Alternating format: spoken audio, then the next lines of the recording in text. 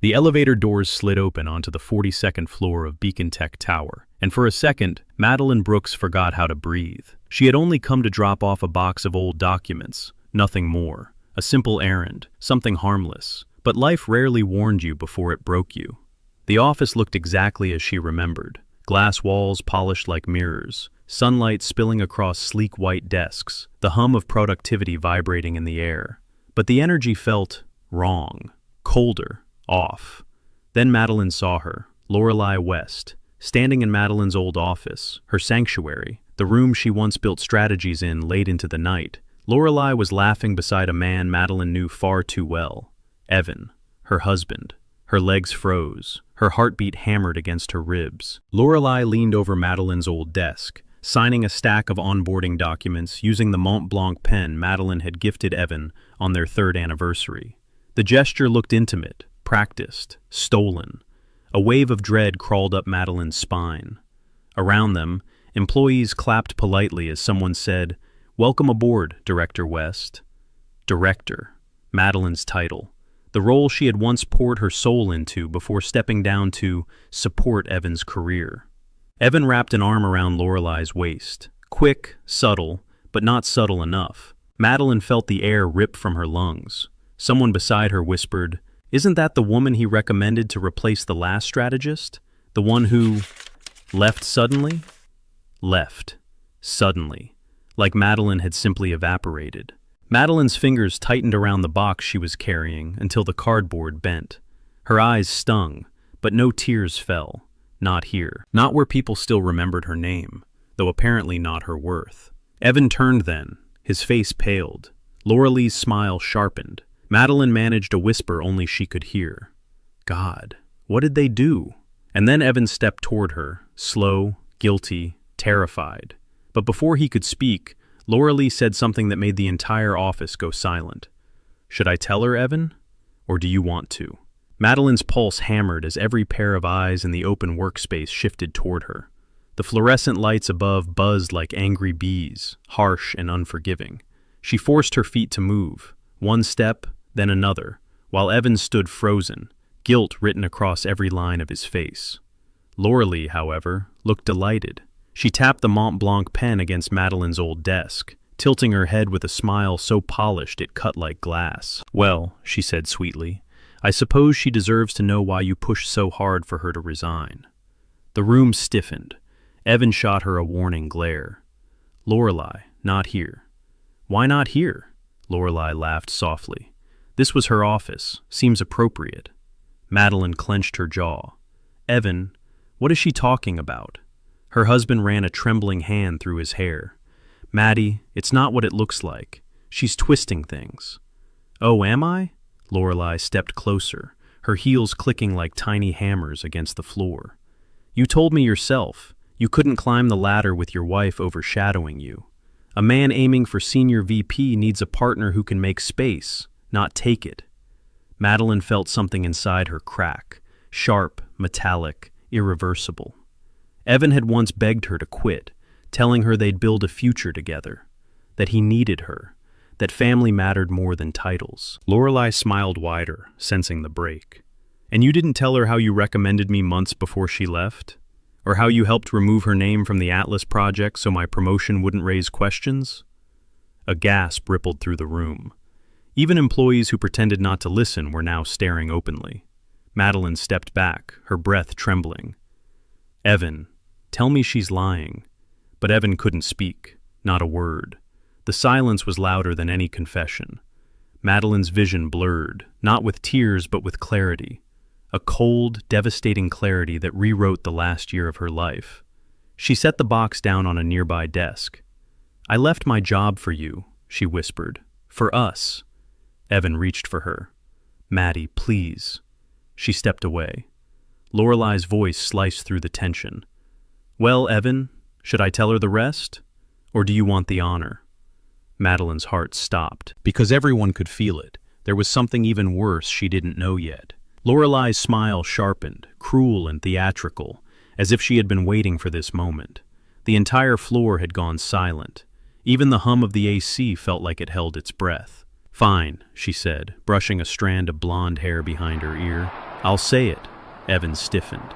Lorelei, don't. Oh, relax, she waved him off. Madeline deserves to know that you weren't the only one replaced. Madeline's voice barely carried. What does that mean? Lorelei leaned against the doorway of Madeline's former office, crossing her arms like she owned every inch of the space. Beacon Tech didn't just hire me to take over your role. They reviewed your entire performance history. She paused for dramatic effect. And Evan recommended your removal long before you resigned. A stunned murmur rippled through the employees. Madeline blinked slowly, feeling the floor tilt beneath her. Removed? From what? Lorelei grinned. From the Atlas project. The one you built. The one that's about to secure a multi-million-dollar partnership with Axiom Systems. She lifted a printed document from the desk like a trophy. Your name isn't on it anymore. It's been reassigned to me. Madeline swallowed hard. Her throat burned. Evan, you promised the project would still have my credit. Evan's voice cracked. I didn't have a choice. The board wanted someone active. Someone, Lorelei finished, who didn't walk away to play house in New Jersey. The words sliced deeper than any betrayal. Madeline had given up late nights, holidays, weekends, everything to build Atlas. She had believed Evan when he said quitting was temporary, that he needed her at home so he could focus, so they could grow as a family. Lorelei stepped closer, lowering her voice to a venomous whisper. He even gave me your old strategy drafts, said they were a good starting point. Madeline's chest tightened. Her hands trembled. Every lie Evan ever told snapped into place like a puzzle she never wanted to see complete. Evan reached out again, desperate. Maddie, I swear, I thought... She flinched away. For the first time, Madeline looked directly into Lorelei's eyes and saw the truth. This wasn't betrayal born of passion. It was betrayal born of ambition. Lorelei smirked. Ready for the final part, sweetheart? Madeline exhaled shakily. Go ahead. Lorelei's smile widened. You weren't the only woman Evan replaced. You were just the first. For a moment, Madeline couldn't hear anything. Not the murmurs spreading across the office, not the clicking keyboards, not even the pounding of her own heart. Lorelei's words echoed like a gunshot inside her skull. You weren't the only woman Evan replaced. You were just the first. Her breath hitched. What does that mean? Evan's face drained of color. Lorelei, enough. But Lorelei wasn't finished. She was savoring this. Oh, come on, she said, circling Madeline like a shark tasting blood in the water. Do you really think he only replaced you at work? Sweetheart, you left the company, but he started replacing you long before that. Madeline felt her stomach twist. Speak plainly. Lorelei lifted her phone, scrolling with calculated cruelty. He dated another colleague before me, a junior analyst, cute, quiet, eager to please. Her name was Danielle. She smirked. He told me she was a practice run before he aimed higher. A collective gasp rippled across the floor. Madeline's knees weakened. Evan squeezed his eyes shut, as if bracing for impact. Maddie, I was stupid. It was before you quit your job. You didn't think I'd find out? Madeline whispered. Her voice cracked like thin ice under too much weight. Lorelei stepped closer until their faces were inches apart. He said you were holding him back, that everyone saw your potential but you didn't, that he needed someone, hungrier. Madeline staggered backward, nearly bumping into a desk. Employees pretended to look away, but no one moved. No one breathed. Evan tried again, desperate. Maddie, listen to me. I was trying to protect us. Protect my future. Our future. Our? Madeline's voice rose, raw and trembling. You erased me from my project. You erased me from my own office. And now I find out you erased me from our marriage too? Evan swallowed hard. I can fix this. No, Madeline said softly. You can't. The fluorescent lights flickered above her, casting a harsh glow on the messy truth unraveling at her feet. She picked up the box she'd brought, her hands steadier now. Lorelei cocked her head. Running home already? Madeline met her eyes, hollow but burning. No, I'm done running. She turned toward the elevator, but before she reached it, someone stepped into her path. Jonathan Pierce, watching everything, ready to speak. Jonathan Pierce wasn't supposed to be there, not in that moment, not in that chaos, not when Madeline's entire world was collapsing around her. Yet he stood silently between her and the elevator, tall, composed, and watching her with an expression she couldn't read. Not pity, not shock, something steadier, sharper. "Madeline," he said quietly, "you don't have to leave like this." His voice carried just enough weight to make the whole floor pause. Evan stiffened. Lorelei crossed her arms, clearly irritated that the spotlight had shifted. Madeline swallowed hard.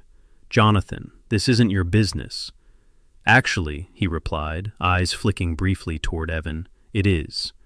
A ripple moved across the room. Jonathan wasn't just some random employee. He was a high-level consultant, one the board respected.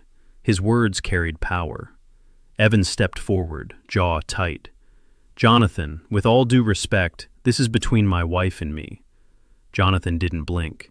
"Your wife? The one you undermined, replaced, erased?" His voice remained calm, but it sliced through the tension like a blade. "I've reviewed the Atlas Project documentation. I know exactly whose work was stolen." Gasps echoed across the office. Madeline's breath caught. "You... what?" Jonathan exhaled slowly, almost regretfully. "I recognized your writing style months ago. Then your resignation came through. And suddenly, Lorelei's New Strategies appeared, word for word identical to drafts I saw from you years back." Lorelei's smirk faltered. Evan's face drained of color. "You're overstepping." "No," Jonathan said simply. "Someone had to." The floor felt like it tilted. Madeline gripped the box tighter, her mind reeling. "Why didn't you say anything?" Jonathan's eyes softened. "Because I thought you knew. I didn't realize you were blindsided." Madeline's chest ached with humiliation, raw, burning, suffocating. Yet beneath the shame, something sparked, a tiny ember of dignity refusing to die. Lorelei scoffed, stepping forward. "Jonathan, you don't understand." "Evan and I," Jonathan held up a hand. "I understand betrayal very well, Lorelei. Some of us just don't weaponize it." Murmurs erupted. Madeline felt dozens of eyes on her, some sympathetic, some scandal-hungry, some silently cheering for drama they'd gossip about later.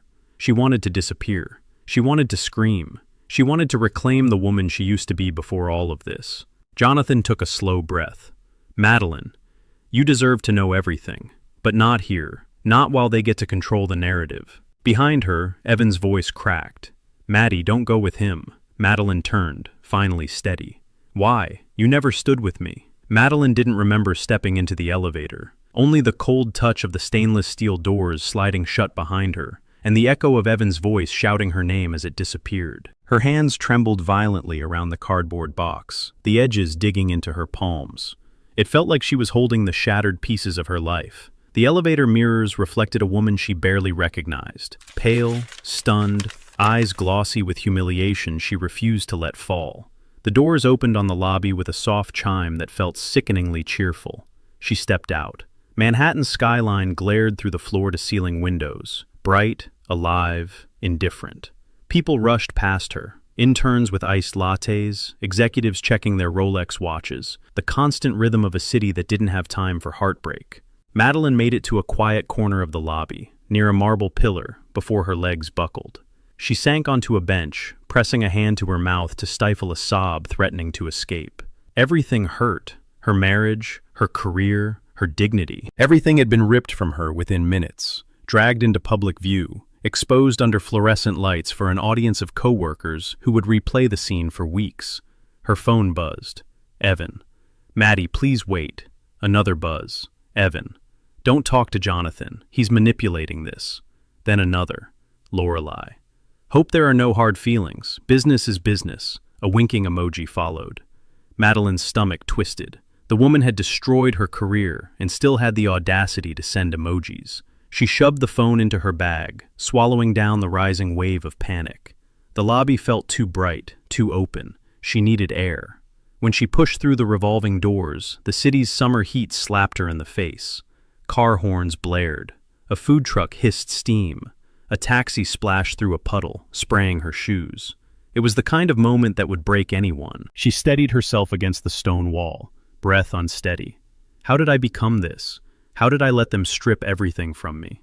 Her vision blurred, but she blinked the tears away. Crying wouldn't fix this. Crawling home wouldn't fix this. And then, a shadow fell across her. Jonathan stood beside her, holding out a bottle of cold water, expression calm but firm. "Madeline, don't let them write your story." She looked up, broken, but something inside her flickered, because this was the first moment someone seemed willing to stand with her. Madeline didn't take the water at first. Her hands were still shaking, her breath still uneven, her mind still trapped inside the humiliation she had endured upstairs. But Jonathan didn't push. He simply stood beside her, offering quiet stability in a moment when the world felt violently unstable. "Why are you helping me?" she finally whispered, her voice raw. Jonathan glanced toward the glass tower rising behind them. "Because I've seen Beacon Tech bury people who didn't deserve it, and because you're not the first they tried to erase." Madeline frowned. "What does that mean?" Jonathan hesitated, as if choosing how much truth she could handle in this fragile moment. "Lorelei isn't just ambitious, she's connected. Her uncle sits on the board. That's how she bypassed half the hiring protocols. And Evan, well, he was desperate for a promotion. They found each other at the perfect time." Another blow, another bruise. Madeline pressed a hand to her chest, trying to keep from breaking again. "So, I never had a chance." "Not once they targeted you," Jonathan said gently. "And the worst part? They've been planning this since last year." Madeline inhaled sharply. "Last year? I was still working then. I still trusted Evan then." Jonathan nodded slowly. Exactly why it worked. The world tilted again. Her pain wasn't just recent. It had been growing roots behind her back. She closed her eyes, steadying her breath. "Jonathan, how do you know all this?" His jaw tightened. "Because they did something similar to my former COO. Different strategy, same fingerprints, same ambition disguised as policy." For the first time, Madeline saw something deeper in his eyes. Experience, loss, fury sharpened by time. "Why tell me now?" she whispered. "Because if you walk away today believing you were inadequate, they win." Jonathan stepped closer, lowering his voice. "And because I've gone through this before, I know exactly what they'll try next." Madeline looked up, fear flickering. "What will they try?" Jonathan's expression darkened. "They'll destroy your credibility before you even think about fighting back." Her breath caught. "I don't have the strength for a war." Jonathan shook his head. "You don't need strength yet. You just need truth." She swallowed. "And you have it?" "I do," he said quietly. "And you're going to want to see everything." Madeline's heart raced. Jonathan opened his briefcase, slowly, deliberately. Inside was a folder with her name on it, a folder Beacon Tech never meant for her to see. Jonathan held the folder as if it were a live wire, dangerous, humming with truth. Madeline stared at her name printed neatly across the tab. M. Brooks. Internal Review. Her stomach twisted. "Beacon Tech keeps files like this?"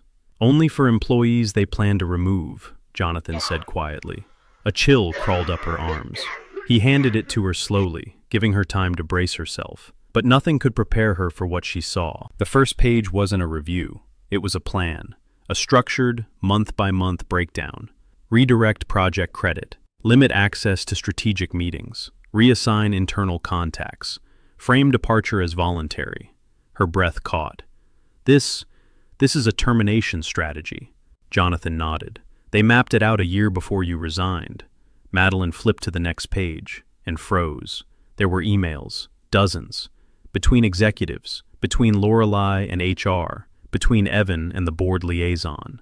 Evan's words stared back at her in black ink. "Madeline lacks long-term leadership potential. She performs best when guided. Her emotional instability is becoming a liability. Recommendation: transition her out before Atlas launches." Madeline pressed a shaking hand over her mouth. "He said I was unstable?" "They needed a narrative," Jonathan said softly. "Men like Evan always do." Another page, another knife. A screenshot of a Slack thread. Lorelei joking about taking over the Queen's office.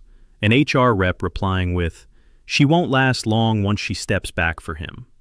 Madeline shut her eyes, pain slicing through her chest. They hadn't just replaced her. They had orchestrated her downfall.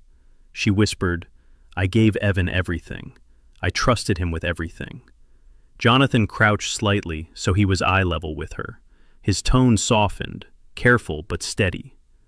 Madeline, this wasn't your failure. It was their fear. You were better than they expected, and that scared them. She shook her head, tears burning but refusing to fall.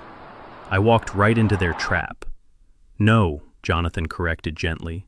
They pushed you into it. Her fingers tightened around the folder until the paper crinkled. Anger, pure, unfamiliar, electric, rose beneath her grief. Jonathan watched the shift in her posture. There's more. Madeline looked up, breath trembling. More? Jonathan closed the briefcase with a quiet click.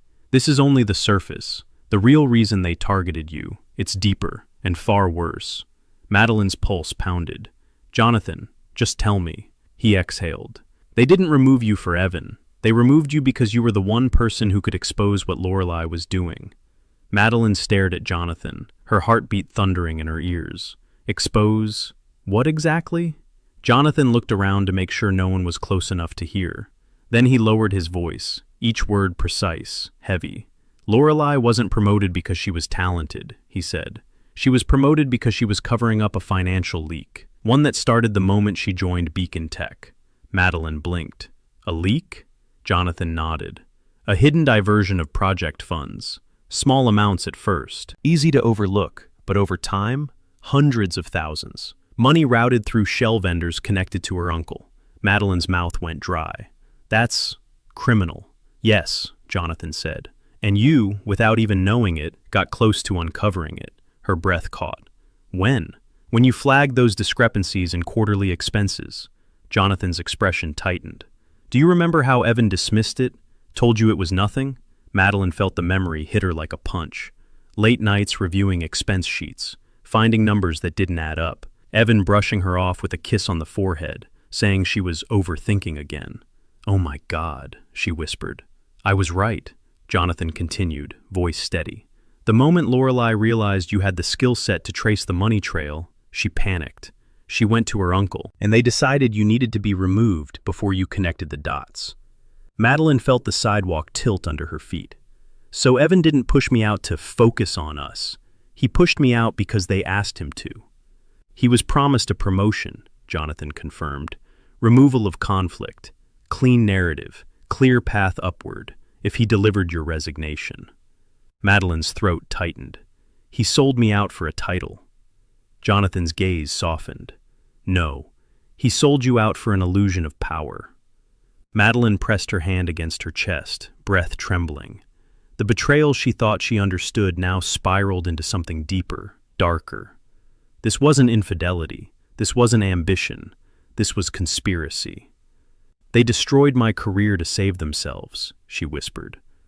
Exactly. Jonathan paused. And now that you know the truth, you need to decide something very important. Madeline lifted her eyes. Decide what? Jonathan took a step closer. Whether you want justice, or if you want revenge. Her heart pounded. For the first time, she didn't feel weak. She felt dangerous. The city roared around Madeline as she stood on the corner of Fifth Avenue, the folder clutched against her chest like a fragile heartbeat. Taxi horns, designer shopping bags, the distant wail of a siren.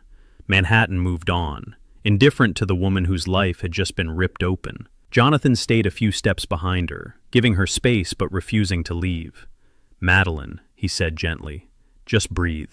But breathing felt impossible. She had survived betrayal, humiliation, replacement. But this knowledge that she had been targeted, plotted against, erased by design, was heavier than all of it combined. Her legs finally gave out, and she sank onto a bench outside a luxury storefront. Behind her, a massive advertisement glowed. A confident businesswoman staring forward, fearless. Madeline couldn't look at it. It felt like mockery. I gave everything to that company, she whispered. Late nights, weekends.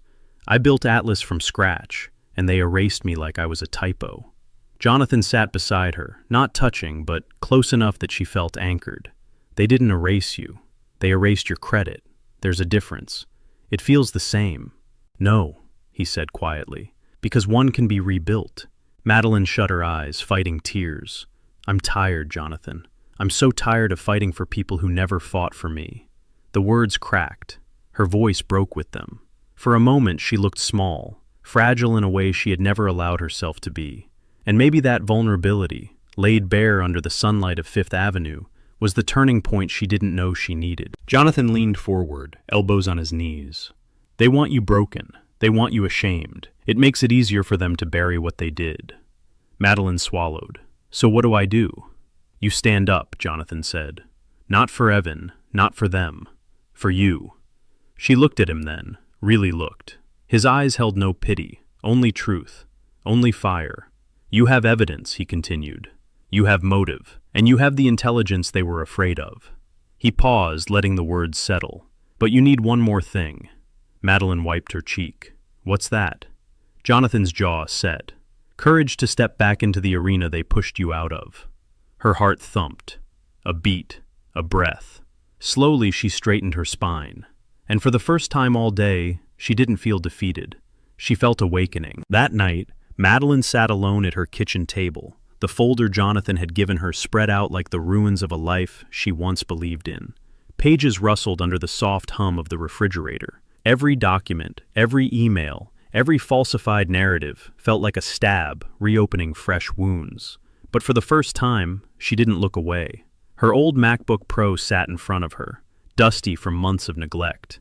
She opened it slowly, like reviving a part of herself she had abandoned. The screen glowed to life, illuminating the exhaustion on her face. Yet beneath that exhaustion lay something unmistakable: resolve. She began reviewing her old notes, strategies, drafts, breadcrumbs of the brilliant woman she used to be. Every line reminded her, I wasn't unqualified, I wasn't unstable, I was a threat. A notification pinged. Jonathan, if you're ready tomorrow, we can talk options. You have more leverage than you think. Madeline's fingers hovered over the keyboard. Options. Leverage. Words she hadn't felt entitled to in months. She typed back, tomorrow, noon. A soft knock came from the hallway. Evan stood at the doorway, still in his Beacon Tech suit, his face a storm of guilt, panic, and desperation. Maddie, he whispered, we need to talk. She didn't look up. About which part? The lies? The project? Or the affairs you forgot to mention? Evan swallowed hard. I messed up. I know I did. But you walking out today, everyone saw.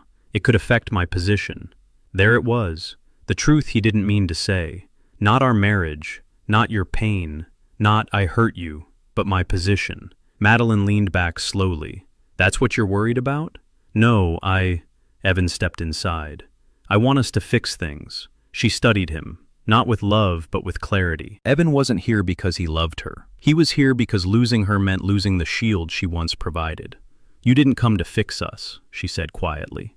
You came to save yourself. Evan's jaw tightened.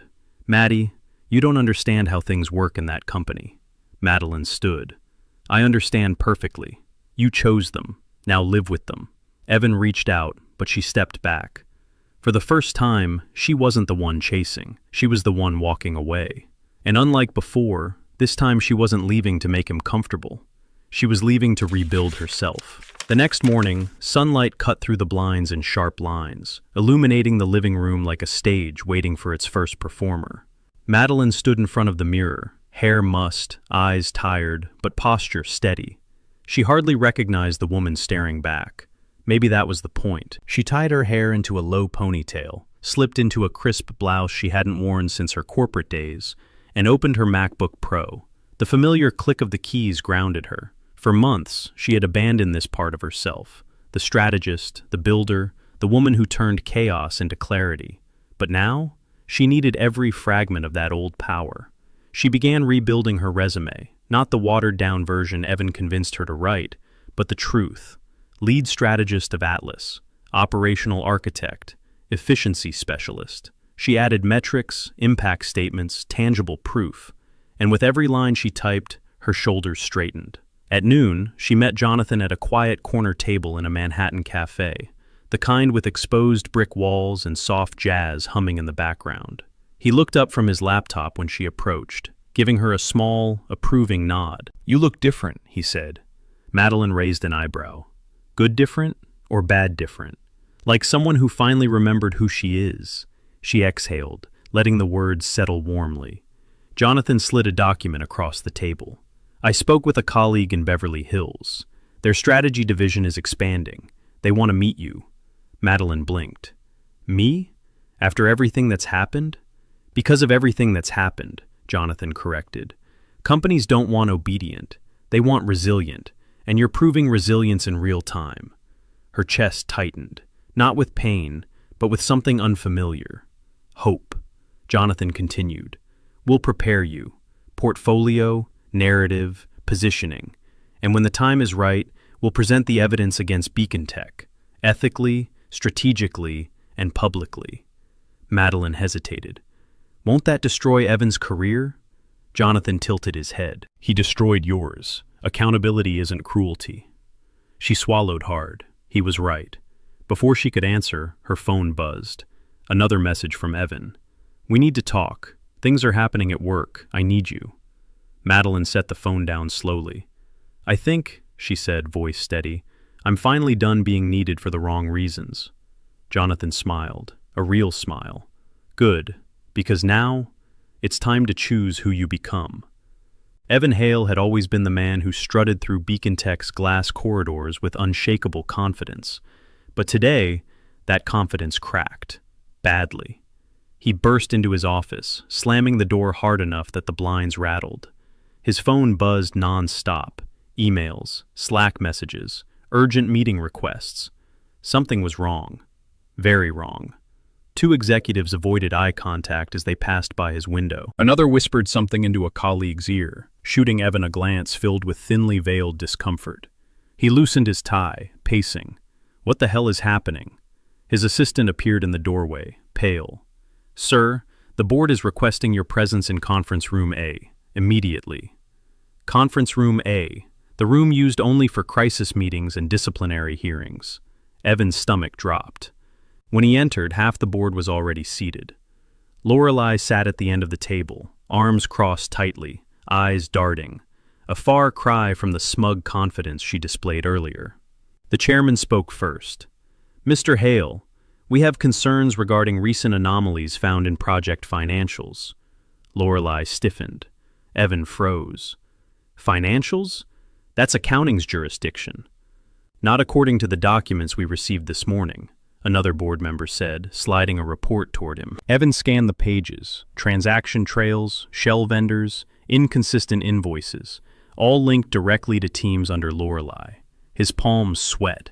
This isn't mine. I didn't authorize any of this. Lorelei suddenly stood. You said you'd handle it. You said... Evan cut her off. I said I'd cover for you as long as it didn't explode. The board exchanged glances, exactly the reaction Lorelei feared. You two colluded? The chairman asked sharply. No, Evan insisted. She's twisting. Lorelei pointed a shaking finger at Evan. He's lying. He knew everything. He approved it. Evan's breath hitched. What? I did not. But the damage was done. The board saw a partnership, a scandal, a liability. Mr. Hale, the chairman said sternly, pending investigation, your leadership privileges will be temporarily suspended. Evan's world crashed. Suspended. The word echoed like a verdict. Lorelei's face drained. This wasn't the outcome she expected. Evan gripped the table, knuckles white. You can't do this. I've given everything to this company. A board member replied coldly. Everything. Except transparency. Evan stumbled out of the room, panic clawing at his throat. His phone buzzed again. Madeline hadn't replied. For the first time, Evan realized she might never come back to save him. 2 days later, Madeline walked into the Beverly Hills office building Jonathan had arranged for her to visit, a sleek glass tower overlooking the sun-soaked skyline. The lobby was warm, modern, alive with energy, nothing like the cold steel atmosphere of Beacon Tech. It felt like stepping into a world she had forgotten she deserved. She smoothed her blouse, inhaled deeply, and approached the reception desk.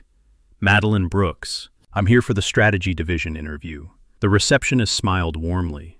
They've been expecting you. Her heart fluttered, not with fear but something sharper, anticipation. Moments later, she was guided into a boardroom where 3 executives sat studying her resume. Real recognition sparked in their eyes. Finally, people who saw her work for what it truly was. The division head, A poised woman named Helena Drake leaned forward. Your experience with Atlas is exceptional. We've been following that project for months. Madeline nodded, steady. Thank you. It was the most challenging and rewarding work I've done. Helena smiled. We suspected as much, considering Beacon Tech's sudden secrecy around it. Madeline chose her next words carefully. Transparency was not their priority. Helena exchanged a knowing glance with her colleagues. Ours is, and we're impressed, not only with your achievements, but with the way you handled recent obstacles. Madeline blinked. You know? Jonathan, seated quietly in the corner, finally spoke. They're considering you because you rose even when they tried to bury you. Madeline's chest tightened, but this time with pride. Helena slid a folder toward her. This is a formal offer. Chief Strategy Consultant, with transition to Department Lead pending performance. Compensation is 3 times your last salary. Madeline stared, speechless. The room blurred softly, not from pain but relief. You don't have to answer now, Helena added, but we would be fortunate to have you. Madeline finally found her voice. Thank you, truly. As she stepped out of the building afterward, Jonathan walked beside her. How do you feel? Madeline looked out over the palm-lined street, sunlight warming her face. Like someone I haven't been in a long time, she whispered. Someone capable. Someone wanted. Jonathan smiled gently. That's good. Hold on to that. Her phone buzzed then. Evan. Emergency. I need you. Please call. Madeline exhaled, not with fear but clarity. For once, her future didn't orbit him, and she wasn't turning back. Evan Hale had never felt desperation like this. Suspended from his role, his credibility dissolving, and whispers circulating through the Beacon Tech hallways like wildfire, he was no longer the confident man who once strutted these floors. He was a cornered animal, and cornered animals lash out. He stormed into Lorelei's temporary office, slamming the door behind him. What did you tell the board? They're pinning everything on me. Lorelei looked up, mascara smudged, hands trembling around a half-finished latte. I didn't tell them anything. They found the financial trail somehow. Someone tipped them off. Evan froze. A cold dread sank into his spine. Madeline, he whispered. Lorelei scoffed. Please, she's too soft to fight back. Evan shook his head, panic rising. You don't know her. If someone gave her evidence, she wouldn't stay quiet. Lorelei's expression shifted, fear creeping in. If she exposes us, my uncle can't protect me, or you. We need to get ahead of this, Evan muttered. We need to... Lorelei cut him off, eyes widening.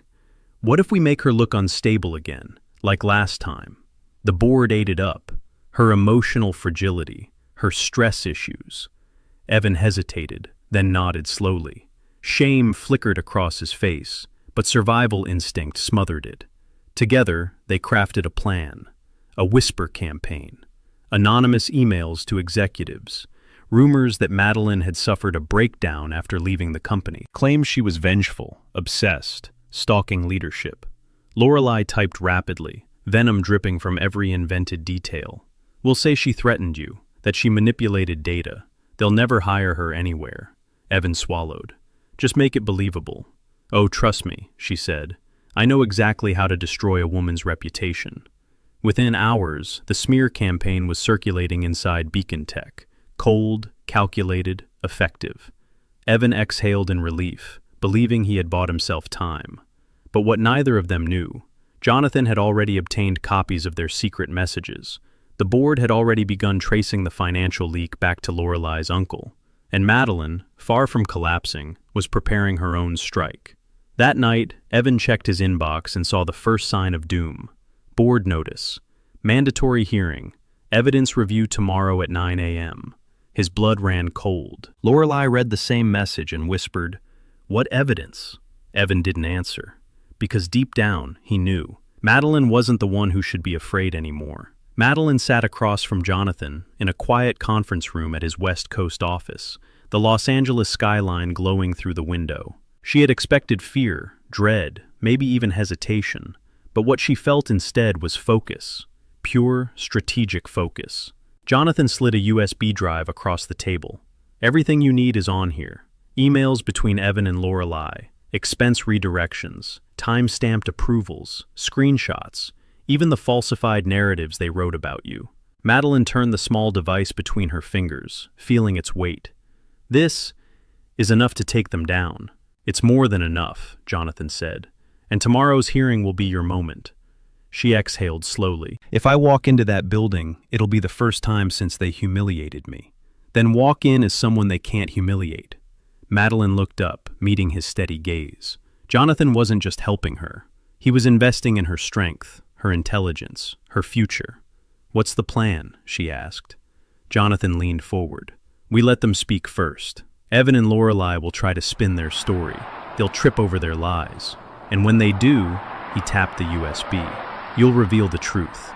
Madeline nodded, determination sharpening every line of her face. But Jonathan wasn't finished. After the board hearing, we'll file a formal report with federal auditors. Financial misconduct, internal manipulation, conflict of interest. Lorelei's uncle won't escape this either. Madeline blinked. You're going after the entire network? Jonathan's response was calm, almost gentle. They went after you as a network. Fair is fair. A beat of silence passed before Madeline asked softly, Why are you helping me this much? Jonathan hesitated, only a second. Because I've watched people like them win too many times. Because you didn't deserve any of this, and because... He paused. You're not done yet. Madeline's chest tightened, not with pain, but with a strange, warm sense of being truly seen. Before she could answer, her phone buzzed. A new anonymous message. If you show up tomorrow, we'll release everything about your emotional instability. Stay away. Madeline's jaw tightened. She handed the phone to Jonathan. He smirked. They're panicking. No, Madeline said, rising to her feet. They're losing. She lifted the USB, eyes burning with purpose. Tomorrow, I take back everything they stole. The next morning, Beacon Tech's top floor buzzed like a disturbed beehive. Executives whispered in tight circles. Assistants rushed back and forth with anxious eyes. The tension was thick, electric, and unmistakable. Lorelei West strutted into the boardroom, wearing a crisp white suit and a smile sharper than glass, determined to reclaim control. But beneath her polished exterior, panic flickered. She had not slept. She had not eaten. She had spent the entire night rewriting their narrative, convinced she could still spin the story in her favor. When she took her seat, the board members didn't greet her. Not one. A flicker of fear crawled up her spine. Then Evan arrived. Pale, sweating, clutching a folder like a lifeline. He sat far from her, didn't look at her, didn't acknowledge her. She whispered urgently, We stick to the story, right? He didn't answer. Before she could press further, the door opened. Madeline Brooks stepped inside. The room shifted. She wasn't the shattered woman from days ago. She wore a sleek black blazer, hair pulled into a clean twist, posture steady, eyes sharp. The USB drive Jonathan had given her sat in her hand like a quiet blade. Lorelei's jaw tightened. Why is she here? The chairman's expression was ice. Because she requested a formal statement hearing, and given recent evidence, we granted it. Lorelei felt something inside her fracture. Evidence? She repeated, voice cracking slightly. Madeline sat across from her, calm, steady, devastating. Yes, Lorelei, evidence. The chairman nodded to Madeline. You may begin.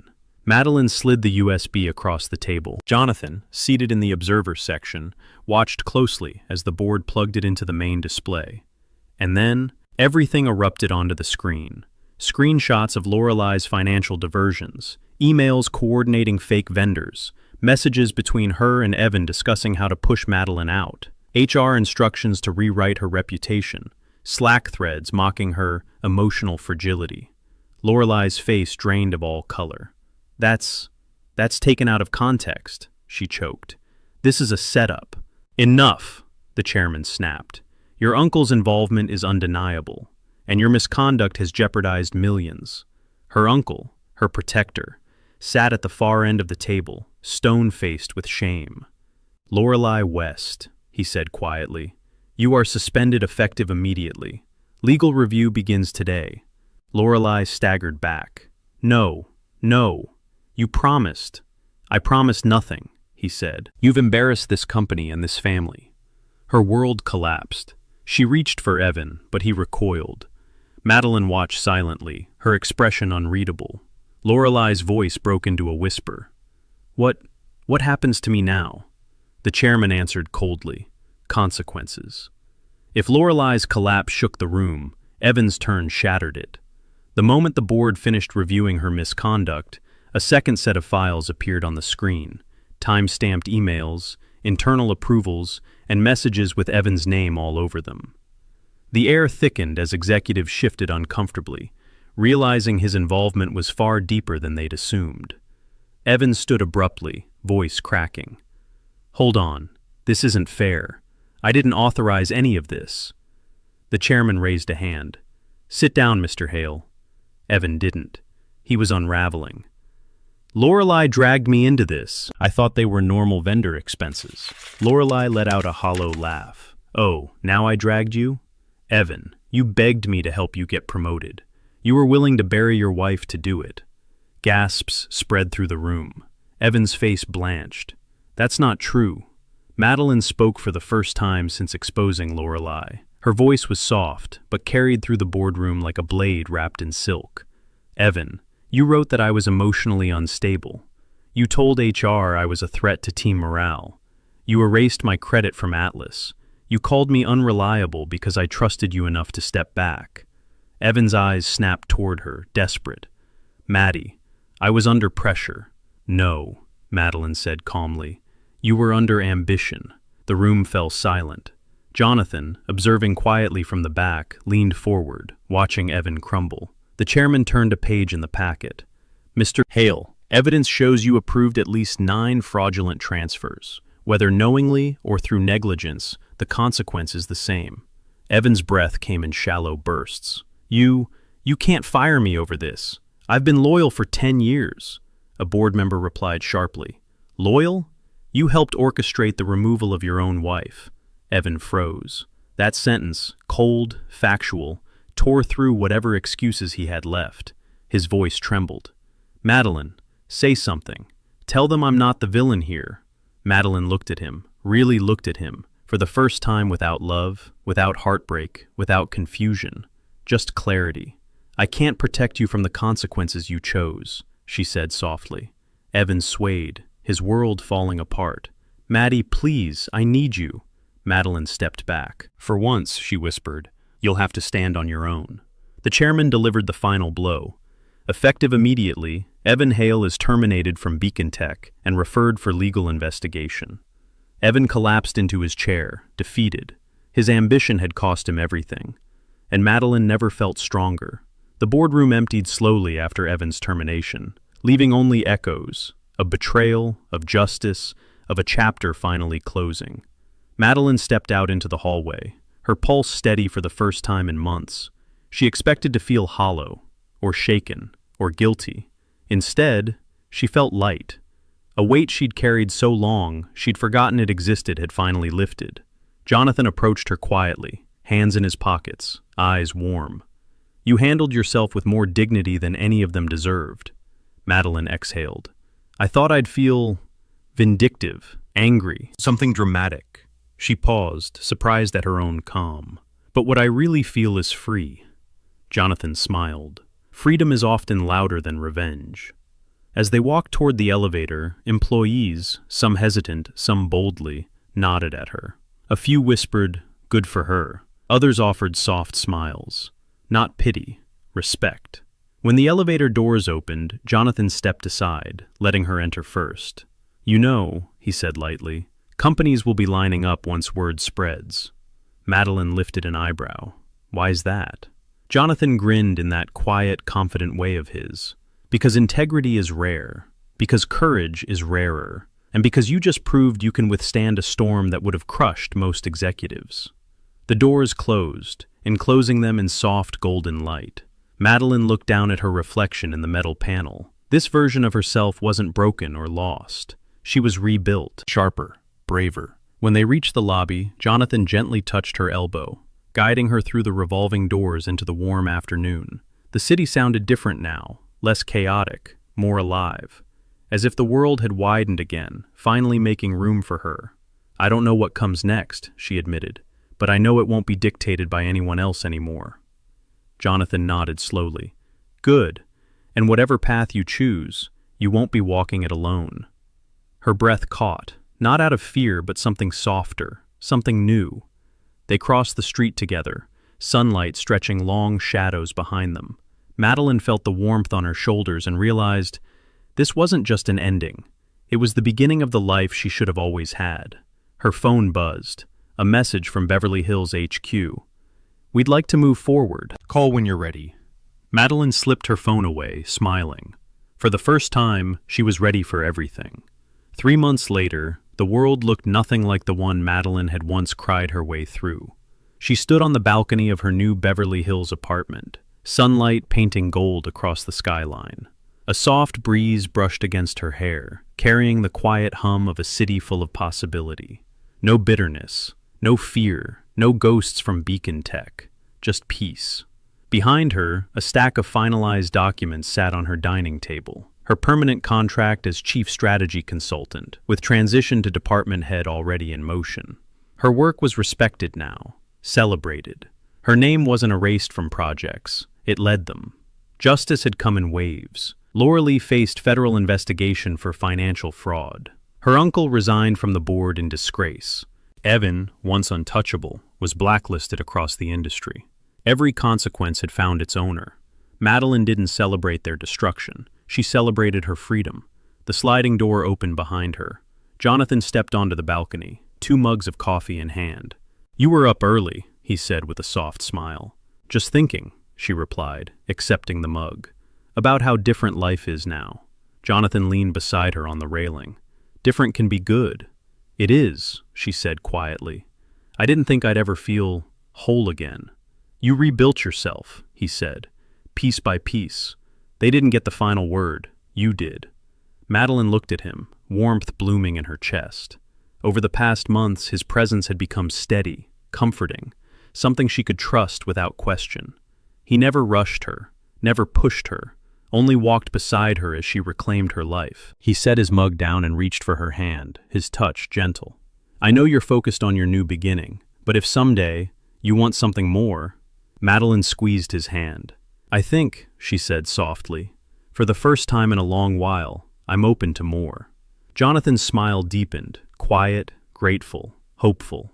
They stood together as the city brightened, a silent promise forming between them. A future built not from survival, but choice. Not from sacrifice, but respect. Madeline exhaled, letting go of every last thread of the life she had left behind.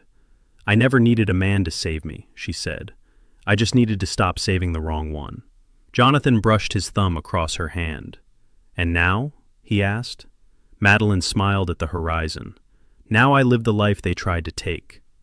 So, our story comes to an end. And if you're still here with us until this very moment, my friend, then something in this journey must have touched your heart in its own quiet way. Maybe it reminded you of your own strength. Maybe it whispered a truth you once forgot. Or maybe it simply told you that you are not alone. Madeline's story teaches us something timeless. People may try to erase you, betray you, underestimate you, but they cannot decide your worth. As Marcus Aurelius said, you have power over your mind, not outside events. Realize this, and you will find strength. When life breaks you, it is often preparing you to rise rebuilt and unshakable. If her journey moved you, even a little, I hope you carry this with you. Your past does not define you. Your pain does not own you. And your comeback can begin today, right now, with one small decision to honor yourself. And hey, if you felt something tonight, don't leave quietly. Like the video, share it with someone who might need a reminder of their own strength, and subscribe, so we can keep walking through these stories, together. You matter, your story matters, and we're right here with you. This story is a work of fiction, created purely for entertainment and emotional reflection. Any resemblance to real people, companies, or events is entirely coincidental. The situations, characters, and dialogue are dramatized to explore deeper themes of resilience, personal growth, and healing. Our goal is not to represent any actual workplace, relationship, or legal process, but to offer viewers a narrative that encourages self-awareness and inner strength. Please remember that every person's real-life circumstances are unique, and no part of this story should be taken as factual advice or a depiction of real individuals. Thank you for watching responsibly and supporting creative storytelling on this channel.